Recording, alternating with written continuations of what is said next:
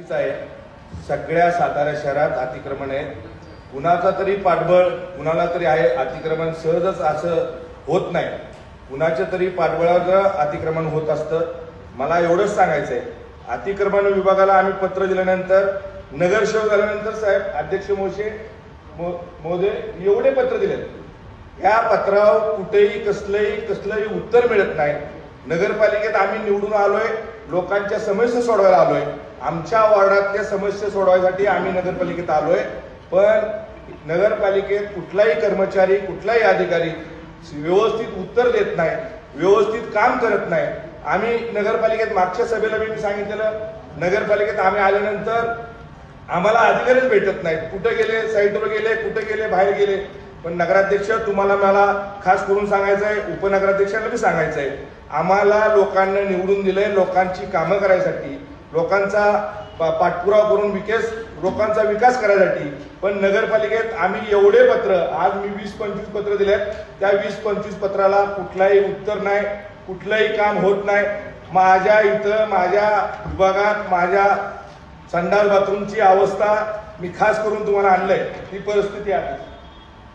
मी स्वतः नगरसेवक झाल्यानंतर मी पत्र दिलं, मी स्वतःच्या खर्चानं मी बांधू शकतो, मी स्वतःच्या खर्चानं मी दारं लावू शकतो. पण आत्ता माझ्या वॉर्डातली ही परिस्थिती आहे. मी अधिकाऱ्यांना सांगितलं तर उद्या बसवतो, टिप्पणी करतो, अध्यक्षांशी बोलतो, सभापतींशी बोलतो, सगळ्यांशी बोलतो. हे आम्हाला उत्तर मिळतं. आम्ही आमच्या नागरिकांना काय उत्तर द्यायचं? अशी परिस्थिती माझ्या वॉर्डात असली तर मी काय उत्तर देऊ?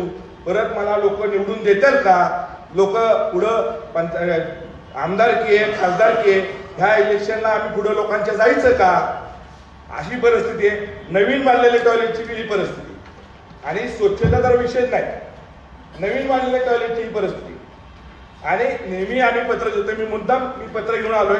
हे पत्र आम्ही दिल्यात.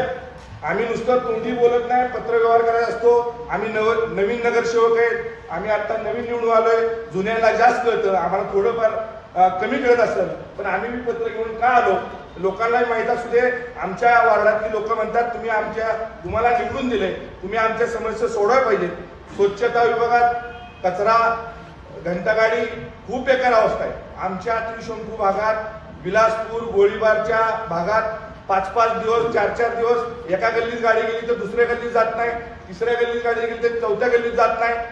अतिक्रमणाच्या बाबतीत सांगितलं गेलं, पण जे काही सदस्य आता अतिक्रमणाच्या बाबतीत बोलतात, वस्तुस्थिती सातारा शहराची अशीच आहे. सगळ्या सातारा शहरात अतिक्रमण आहे. कुणाचा तरी पाठबळ कुणाला तरी आहे. अतिक्रमण सहजच असं